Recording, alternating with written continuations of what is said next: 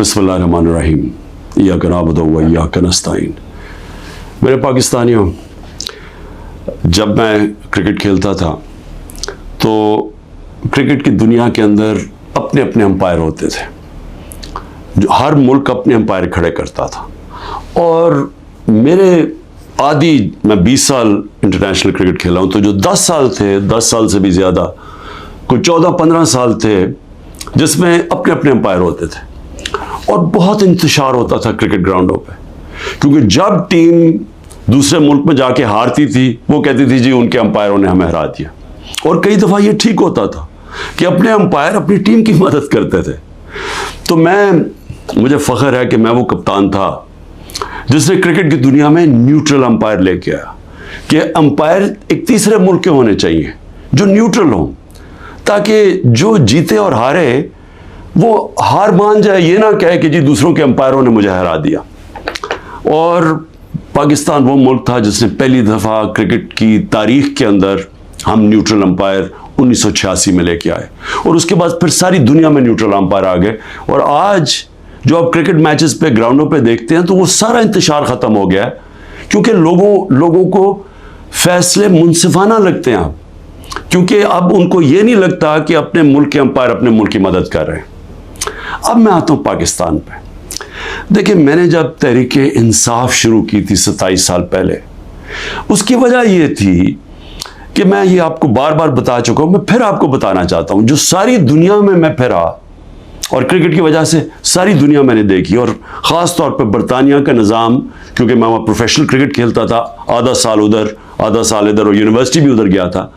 वो मैं जब जितना मैं निज़ाम समझता गया, मैं इस नतीजे पे आ गया कि जो हज़रत अली का एक रज़ी अल्लाह ताला का कौल था कि कुफ्र का निज़ाम चल जाएगा लेकिन जुल्म और नाइंसाफ़ी का निज़ाम नहीं चल सकता, मैं इस नतीजे पे आ गया कि हमारा निज़ाम में जब तक इंसाफ नहीं होगा, हम एक वो जो कायद आज़म का और इल्लामा इकबाल की ख्वाब थी कि एक अजीम मिसाली इस्लामी रियासत बनानी थी हमने, फलाई रियासत, और वो जिसकी बुनियाद नबी सल्लल्लाहु अलैहि वसल्लम ने इंसाफ पे रखी थी, अदल और इंसाफ पे, हम वो बन ही नहीं सकते जब तक हम इंसाफ ना लेके आए मुल्क। और ये जद्दोजहद रही है 27 साल से। 3.5 साल गवर्नमेंट में बैठ के पूरी कोशिश की कि ताकतवर को कानून के नीचे लेके आऊं, लेकिन एक आर्मी चीफ के पास वीटो पावर थी, उसने नहीं माना, उसने नहीं किया, क्योंकि वो करप्शन को यानी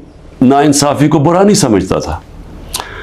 अब देखें, अभी जो हालात हैं मैं कौम के सामने रखना चाहता हूं। पहले तो मैं अपना केस रखना चाहता हूं। अब ये हो क्या रहा है, 12 मई से हम ये जो जज दिलावर है इसके खिलाफ हमने कहा हुआ है कि हमें इसे इंसाफ नहीं मिलेगा। जिस तरह इसने फर्द जुर्म मेरे पे लगा दिया, मेरे सुने बगैर, और वो भी आके जब मुझे गैर कानूनी तौर पे पकड़ा हुआ था इन्होंने जेल में, तो उसने वहाँ आके अदालत लगा दी, ना मेरे वकील को पता ना मुझे पता, और वहाँ आके फर्द जुर्म लगा दिया। तो हमें तब से पता चल गया कि यहाँ इंसाफ नहीं हमें मिलेगा। हमने एप्लीकेशन फाइल की इस्लामाबाद हाई कोर्ट में कि हमें हमारा ट्रांसफ़र किया जाए, हम किसी और जज के सामने केस लगाया जाए, ये हमारा हक है। लेकिन बदकिस्मती से इस्लामाबाद हाई कोर्ट में जो चीफ जस्टिस बैठे हुए हैं, उन्होंने भी सबसे ज़्यादा, जब 9 मई को मुझे जिस तरह घसीट के लेके गए और सुप्रीम कोर्ट ने कहा कि गैर आइनी और गैर कानूनी था जो मुझे अगवा किया, उसने high court chief justice Islamabad के होते हुए उन्होंने उसको जायज़ करार दे दिया। तो हमें तो वहाँ भी बड़े गिले शिकवे आ रहे थे। उससे पहले तहरीक इंसाफ के हमारे जो इलेक्शन कमीशन के केसेस लगे हुए थे, हमारे जो वकील अनवर मंसूर, वो बार बार कहते थे कि यहाँ में इंसाफ ही नहीं मिल रहा। जो फॉरेन फंडिंग का केस था, हम सुप्रीम कोर्ट ने कहा हुआ है कि सबके इकट्ठे सुने जाएं, सारे जो बाकी जमातें हैं, पीपल्स पार्टी, नून लीग, पीटीआई, इकट्ठे सुने जाएं कि फंडिंग किधर से आती है, उनके केस सुने ना जाएं। ये आमिर फारूक के पास लगे हुए थे, हमें बड़ा एतराज़ था। फिर आज़म स्वाति, उन्होंने तो बाकायदा लेटर देखा कि मुझे यहाँ इंसाफ नहीं मिलेगा। और फिर जब वो हुआ, फिर उससे पहले टेरियन केस, जो 3 मेंबर बेंच ने, जब 2 मेंबर्स ने कह दिया कि वो केस मेंटेनेबल नहीं है, जस्टिस साहब ने वो केस लेके बैठ गए। तो हमने फिर दोनों की तरफ, हमने दोनों जजेस का कहा कि ये हमें इन एम्पायर्स पे एतमाद नहीं है, ये हमारा राइट है। हमने रिक्यूजल का कहा। अब आज क्या होता है, आज जो सुप्रीम कोर्ट में हम पहले जब यहां से नहीं इंसाफ मिला, फिर हम इस्लामाबाद हाई कोर्ट गए, वहां इंसाफ नहीं मिलना था, हम सुप्रीम कोर्ट चले गए। सुप्रीम कोर्ट ने कहा कि जो हमारी पिटिशंस लगी हुई हैं हाई कोर्ट में, वो सब इकट्ठी सुनी जाए। अब आज इकट्ठी सुनी नहीं गई पिटिशंस। जो हमारी पिटिशन थी ट्रांसफर की, हमारी रिक्यूजल की, हमने कहा कि जस्टिस आमिर को हमारी नहीं सुननी चाहिए हमारी पिटिशंस, वो भी डिसमिस हो गई, वो इग्नोर हो गई। जो हमने गवाह का कहा हुआ था कि हमें गवाह का तो मौका दें कि हम फेयर ट्रायल, और अब तो मैं खैर वकील ही बन गया हूं कि आर्टिकल का आइन का 10A कहता है फेयर ट्रायल के अंदर हमें मौका मिलना चाहिए कि हम अपने गवाह पेश करें। और वो गवाह डाल दिए आगे, और कल उन्होंने कह दिया कि हुमायूं दिलावर हमारी फाइनल आर्ग्यूमेंट सुन सके। अब हमारी फाइनल आर्ग्यूमेंट वकील कैसे करे जब हमारे गवाही नहीं पेश हुआ है? ये फेयर ट्रायल कैसे होता है? आज उन्होंने ये फैसला कर दिया। तो ना वो ट्रांसफर किया हुमायूं, ना उसका सुना हुमायूं का दिलावर का कि हमें ट्रांसफर चाहिए वहां से, ना उन्होंने सुप्रीम कोर्ट जिसने कहा कि सब इकट्ठी पिटिशन सुनी जाए, ना उन्होंने वो सुना। 7 पिटिशंस थी, उनमें से उन्होंने सिर्फ जो बाकी आगे कर दी या डिसमिस कर दी, और जो असल हम ट्रांसफर चाहते थे वो की नहीं। और ये भी नहीं उसे बाउंड किया कल दिलावर को, के जज दिलावर को, कि वो तब तक फैसला नहीं कर सकते, आर्ग्यूमेंट्स पूरी नहीं सुन सकते जब तक हमारे गवाह पेश ना हो। अब वो कल के ऊपर फिर डाल दिए। अब मैं सिर्फ ये कहना चाहता हूं कि देखें, फैसला जो भी आ जाएगा डिस्क्वालीफाई कर देंगे। क्या मैं मुतमईन होऊंगा? क्या ये कौम मान जाएगी इस फैसले को? सबको पता है कि ये 200 तकरीबन केसेस हैं। मकसद सिर्फ एक है, किसी तरह इमरान खान को रास्ते से हटाया जाए, किसी तरह तहरीक इंसाफ को ख़त्म किया जाए। ये सबको पता है ये क्या हो रहा है। 9 मई जब भी इंशाल्लाह किसी दिन इस मुल्क में आज़ादाना तहकीकात होंगी, 9 मई पे चीज़ें सामने आ जाएंगी।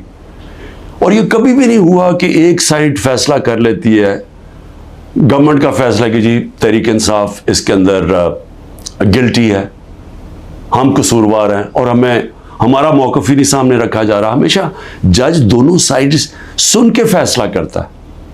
तो वो अब नज़र आ रहा है कि जिस तरफ जा रहा है, वो जो उन्होंने 9 मई के बाद जो किया, सारे मुल्क के अंदर तहरीक इंसाफ के ऊपर क्रैकडाउन हो गया। वो चलता आ रहा है, अभी भी क्रैकडाउन आ रहा है, और नज़र आ रहा है कि किसी ना किसी तरह पार्टी को ख़त्म किया जाए। अब जो भी ये कर रहे हैं क्रैकडाउन, सारे जो भी लोग इसके पीछे हैं, क्या उनको ये पता नहीं है कि पार्टी तब ख़त्म होती है जब उसका वोट बैंक ख़त्म होता है? ज़रा बाज़ारों में निकल के देखें, देहातों में चले जाएं, पूछे तो सही लोगों से कि वो वोट किसके लिए डालेंगे। जितना जुल्म हमारे ऊपर बढ़ता जा रहा है, उतना ही हमारा वोट बैंक बढ़ता जा रहा है। पार्टी तो ऐसे नहीं ख़त्म होने लगी। तो अब पार्टी की इस वक्त 70 से 80% इस वक्त पाकिस्तान में इसकी एक्सेप्टेबिलिटी है, यानी लोग इसके साथ हैं। तो जो एक वो निज़ाम आ रहा है जो कि 70 से 80% लोगों की राय को ख़त्म करना चाहते हैं, और एक और कोई निज़ाम लेना चाहते हैं।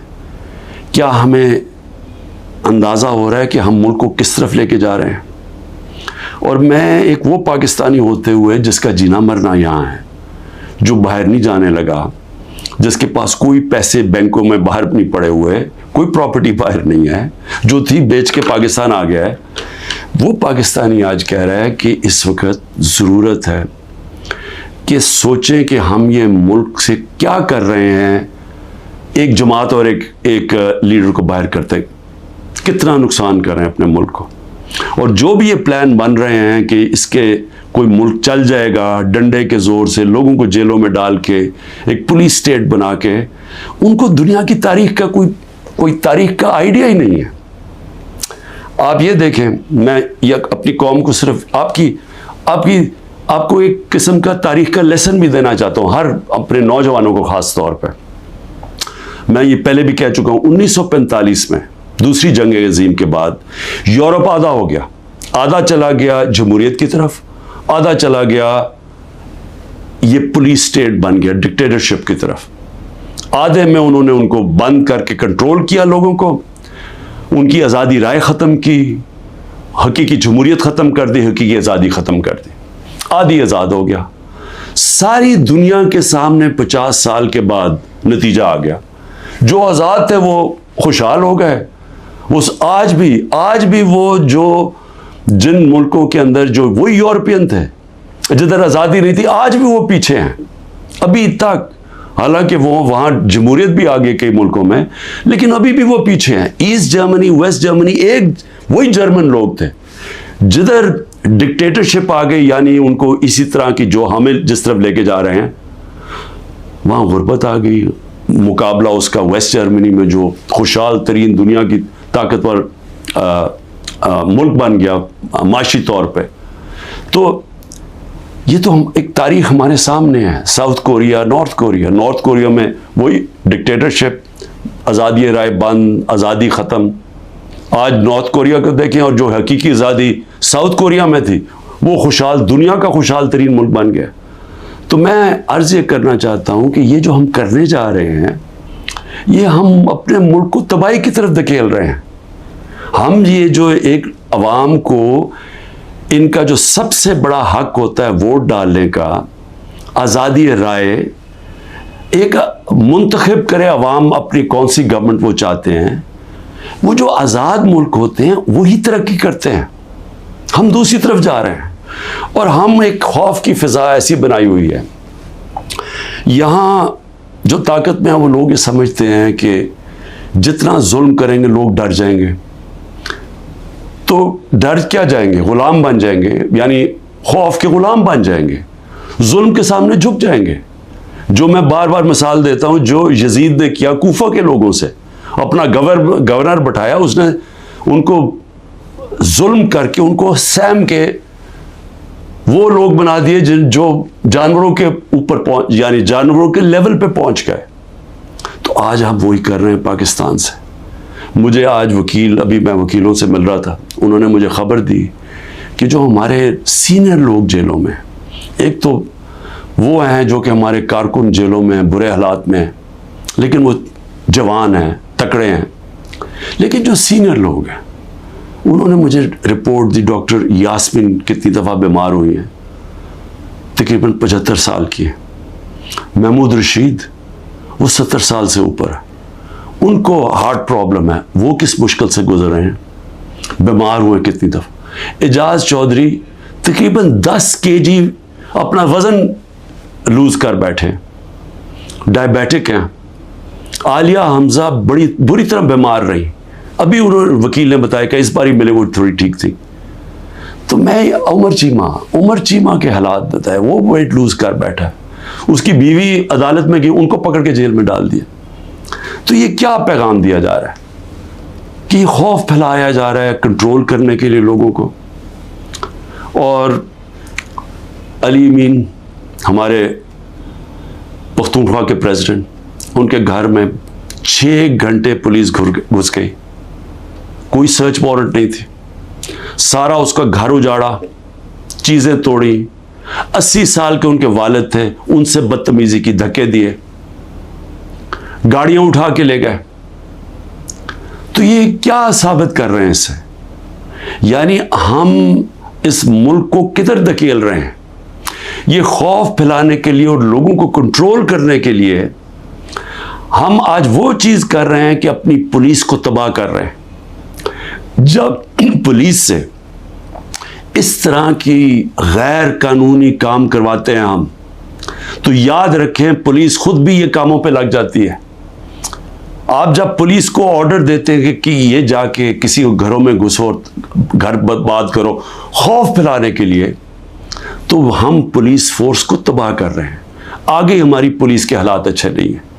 आगे हमें पता है कि हमारी पुलिस, लोग ओन नहीं करते अपनी पुलिस को, लोग समझते हैं पख्तूनख्वा में हमने बड़ी मेहनत की थी। जब आईजी दुरानी को हम लेके गए वहाँ, और उन्होंने पुलिस को एक ऐसी पुलिस फोर्स बनाया कि अवाम और पुलिस एक हो गई। आज पख्तूनख्वा के अंदर वो नहीं हो रहा। आज पुलिस के खिलाफ नफरत हो रही है क्योंकि उससे गलत काम करवाए जा रहे हैं, उससे कानून तोड़ा जा रहा है। जिनका काम कानून को आप होल्ड करना, वो कानून तोड़ रहे हैं। और ये हर जगह हो रहा है, ये हर जगह जिधर तहरीक इंसाफ है। इसका 9 में से अब कोई ताल्लुक नहीं है। इफ्तिखार दुरानी को उठा लिया, वो तो मीडिया का आदमी है, उसका 9 में से क्या ताल्लुक है। इमरान रियाज अभी तक गायब हैं, 3 महीने होने लगे हैं, बच्चे हैं उनके, उसका 9 में से क्या ताल्लुक था। 9 में एक बहाना था, एक पहले से प्लान बना हुआ था पार्टी को क्रश करना। लेकिन पार्टी क्रश कैसे होगी जबकि उसका वोट बैंक बढ़ता जा रहा है, लोगों पर जुल्म करते जा रहे हैं, लेकिन पार्टी तो बढ़ती जा रही है।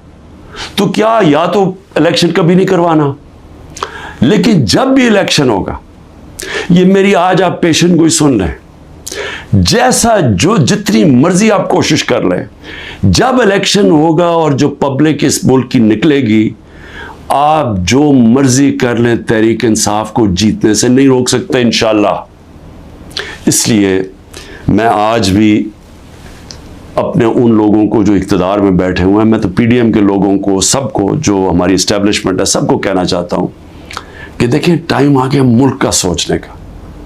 अपनी सोच जात बीच में से निकाल दें। जब भी मुल्क का सोचेंगे अपनी जात से हट के, हम सब बैठ के वही फैसला करेंगे जो पाकिस्तान के लिए बेहतर है, और वो है साफ और शफाफ इलेक्शन। पाकिस्तान जिंदाबाद।